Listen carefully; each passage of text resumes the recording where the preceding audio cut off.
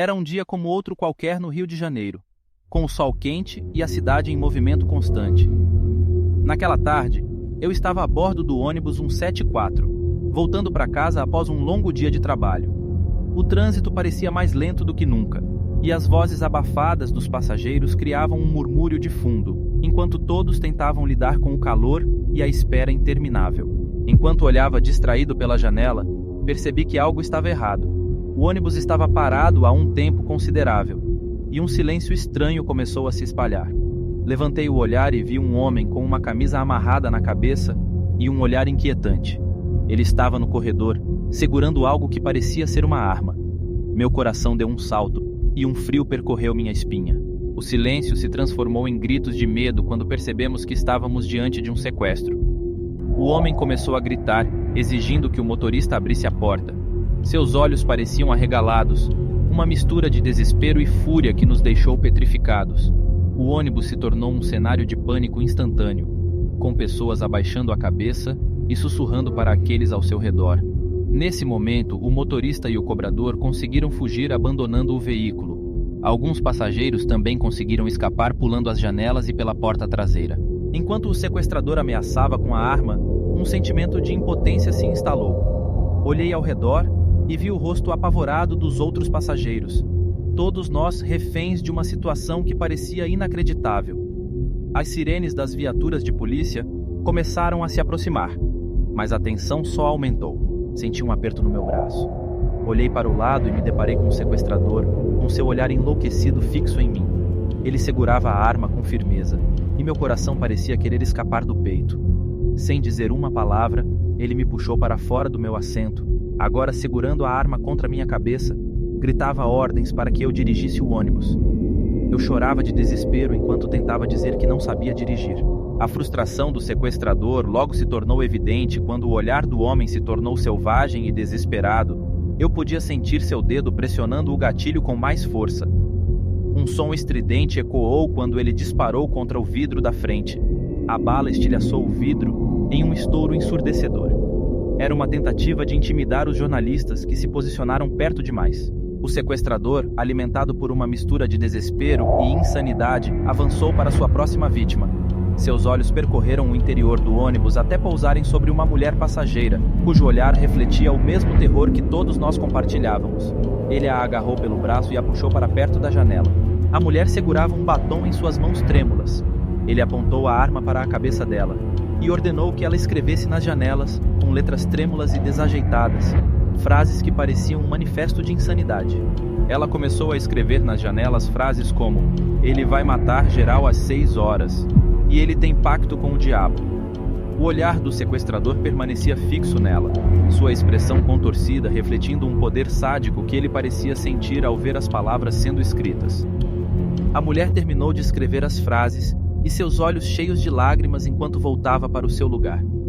As palavras nas janelas permaneceriam como uma lembrança chocante daquelas horas de horror e desespero. O sequestrador parecia cada vez mais desesperado e seus gestos imprevisíveis nos faziam temer pelo pior. Enquanto a negociação com a polícia prosseguia, o tempo parecia se esticar em uma agonia sem fim.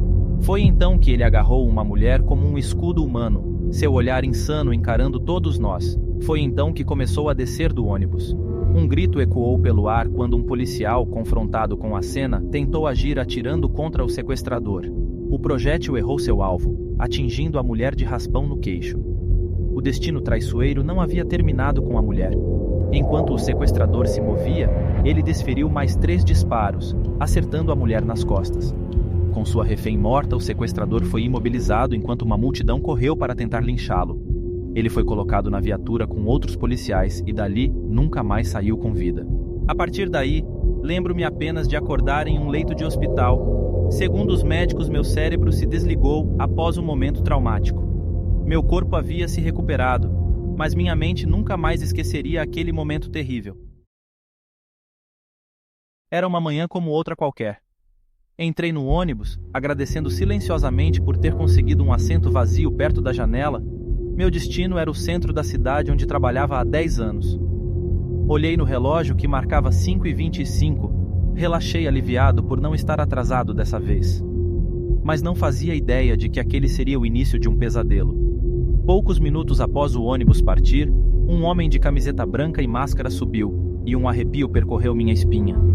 Ele tinha uma arma e a segurava com firmeza, olhando para todos nós com uma intensidade assustadora. O caos se instaurou em um piscar de olhos.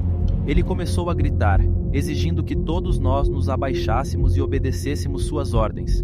Cada movimento seu, cada palavra gritada, eu mal podia acreditar no que estava acontecendo. Sentíamos a ameaça constante em cada gesto dele. Enquanto o pesadelo dentro do ônibus persistia, ao meu lado, uma mulher com olhos cheios de determinação começou a digitar freneticamente em seu celular. Fiquei surpreso ao perceber que ela estava tentando pedir ajuda através da internet, usando mensagens para alertar o mundo exterior sobre a situação. Era uma tentativa desesperada de fazer alguma coisa. O olhar do sequestrador percorreu o corredor do ônibus, e eu pude ver a raiva se acender em seus olhos quando notou a mulher com o celular. Ele avançou em sua direção com uma expressão ameaçadora, e meu coração afundou no peito. Antes que alguém pudesse reagir, ele arrancou o celular das mãos dela, jogando-o pela janela aberta. A mulher soltou um grito de frustração e desespero, seu rosto refletindo o choque da perda. Em uma atitude impulsiva, a mulher partiu para cima do sequestrador. Com um gesto brusco, ele deu uma coronhada violenta na cabeça dela, fazendo-a cambalear para trás, quase caindo. O som do impacto ecoou no ônibus, e todos nós estávamos congelados, impotentes diante da brutalidade da cena. A mulher estava visivelmente abalada, seu rosto marcado pela dor e pelo medo. A agressão tinha sido um lembrete cru do poder do sequestrador, uma demonstração de que qualquer tentativa de resistência seria reprimida com violência. Enquanto eu olhava para ela, senti uma mistura de tristeza e raiva. Aquela mulher corajosa havia tentado fazer algo, usar a única ferramenta que lhe restava para buscar ajuda. E, em um instante, seu esforço havia sido brutalmente interrompido. Nesse momento, o sequestrador obrigou que todos dentro do ônibus jogássemos os celulares dentro de uma mochila velha que ele carregava. Em seguida, caminhou até o motorista e obrigou que ele parasse o ônibus e se juntasse a nós passageiros. O relógio marcava 6h29, olhei pela janela e reconheci o local. Estávamos na ponte Rio-Niterói, cercados por carros e por uma visão da cidade ao redor. Ele nos manteve reféns, bloqueando a passagem da ponte. Não demorou muito para que o congestionamento se formasse, filas e filas de carros que buzinavam sem entender ainda do que se tratava. Um silêncio então se instalou, e alguns minutos depois ouvimos as sirenes das viaturas de polícia que ecoavam. A tensão aumentava ainda mais. Eu mal podia acreditar que estava vivendo essa cena, e que estava preso em um ônibus sequestrado. O tempo parecia esticado, horas que passavam como minutos. Ele nos mantinha sob controle, sua arma sempre presente, seus olhos inquietantes nos vigiando. As negociações com a polícia já estavam em andamento, e a cada palavra trocada, nossos corações disparavam, esperando pelo próximo movimento. Alguns reféns foram libertados, mas a sensação de medo persistia, uma incerteza que pairava sobre nós. Pela janela, eu observava diversos policiais posicionados com armas que pareciam ser usadas para a guerra. Em um instante, tive a impressão de ver algo como uma mira vermelha percorrer as janelas do ônibus. Aos montes, também estavam os jornalistas que transmitiam todo o acontecimento ao vivo em várias emissoras de televisão. Enquanto o clima dentro do ônibus oscilava entre o medo e a tensão, um momento inesperado ocorreu. Uma mulher, que até então parecia frágil e abatida, começou a mostrar sinais de mal-estar. Ela estava pálida e suas mãos tremiam. O sequestrador, por um breve instante, pareceu considerar a situação. A angústia dela parecia despertar uma faísca de compaixão nele. O sequestrador ordenou que a mulher fosse libertada. Ela hesitou por um momento, claramente abalada pelo estado de fraqueza que a dominava. Com mãos trêmulas, ela conseguiu se levantar e começou a descer as escadas do ônibus, apoiando-se nas cadeiras para se equilibrar. A cada passo, sua expressão de desconforto era evidente. Ao alcançar o solo, a mulher mal conseguiu dar alguns passos antes de cair de joelhos. No instante seguinte, desmaiou nos braços de um policial que estava posicionado ali.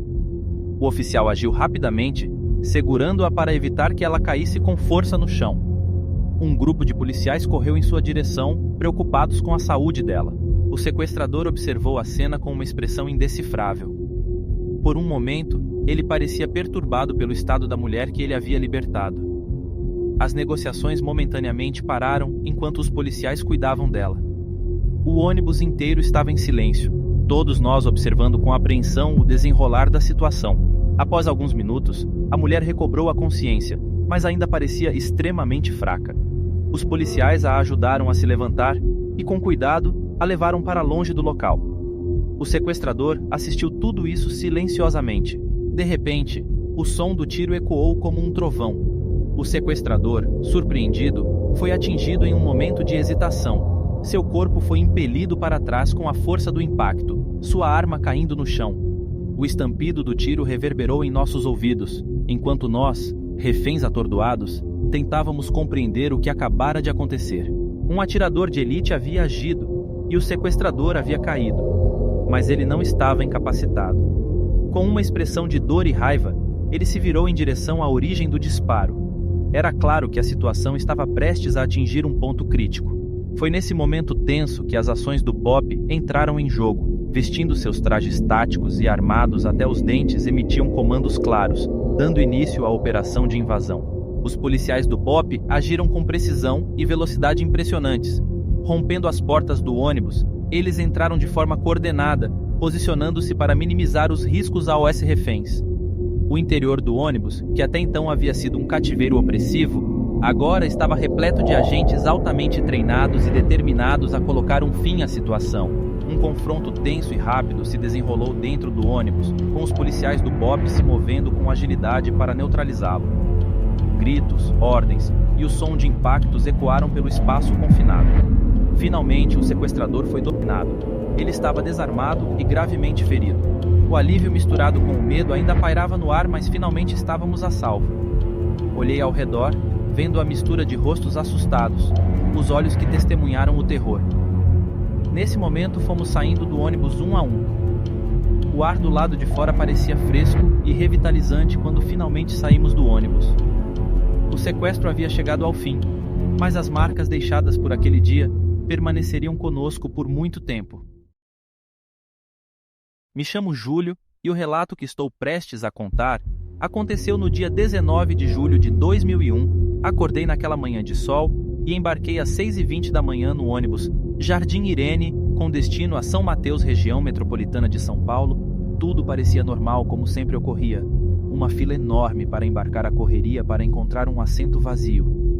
Logo após a primeira parada para embarque, um homem com uma calça jeans velha e rasgada, blusa polo listrada e uma blusa de frio entreaberta entrou. Ele parecia nervoso e inquieto. Apesar de o homem ter me chamado a atenção, me distraí com os carros pela janela. Adorava adivinhar o modelo dos carros que via na rua. Era uma mania minha. De repente, um silêncio preencheu o ônibus e a voz meio rouca do homem chegou até nossos ouvidos. O homem estava portando uma arma enferrujada e com as mãos trêmulas. Foi então que ele declarou um sequestro. Senti meu coração saltar para a garganta. Meu corpo inteiro tremeu enquanto ele gritava. O ônibus tornou-se um cenário de pânico instantâneo. Os olhares assustados dos passageiros refletiam o terror que todos sentíamos. A voz do sequestrador ecoava, exigindo obediência absoluta. Ele nos observava como uma fera observando sua presa, e cada movimento nosso era meticulosamente controlado. O medo coletivo se transformou em um nó na garganta que ninguém conseguia engolir. Horas se passaram, mas pareciam uma eternidade. Nossa prisão móvel continuava avançando pelas ruas de Santo André. A incerteza do nosso destino nos envolvia. Comunicávamos através de olhares tensos e sussurros nervosos. A fome e a sede começaram a se misturar ao desespero. Enquanto a tensão persistia, comecei a notar um fenômeno estranho. Entre os reféns, algumas conexões improvisadas estavam se formando. Palavras de conforto eram compartilhadas. Sorrisos trêmulos de solidariedade se trocavam. No meio do caos, a humanidade encontrava maneiras de superar o medo. A necessidade de apoio emocional tornava-se tão importante quanto nossa busca por liberdade. Os ânimos do sequestrador oscilavam entre a calma e a raiva explosiva. Em um momento, ele mantinha uma aparência contida. No outro, seus olhos faiscavam de fúria, o que tornava tudo ainda pior. Em um momento de desespero, um homem de aproximadamente 38 anos que sentava logo atrás de mim questionou o sequestrador sobre a real motivação para aquilo tudo. A princípio, o sequestrador não gostou muito de ser questionado e apontou a arma para a cabeça do rapaz. Após 10 segundos sem dizer uma palavra e com a arma apontada, começou a falar. Ele culpava Fernando Henrique Cardoso, presidente da República, pela sua demissão após privatização da Vale do Rio Doce. Ele dizia que iria exigir a renúncia do presidente ou nos mataria. A partir daí, nossas esperanças foram desaparecendo pouco a pouco. Era óbvio que Fernando Henrique Cardoso não renunciaria ao seu mandato e ordenaria que a polícia invadisse o ônibus. Muitos de nós fecharam os olhos e rezaram silenciosamente por um final seguro para essa agonia. Qualquer sinal de esperança, mesmo que pequena, era agarrado. Nossos pensamentos se tornaram uma constante negociação interna entre acreditar que sairíamos vivos e o medo de um destino trágico.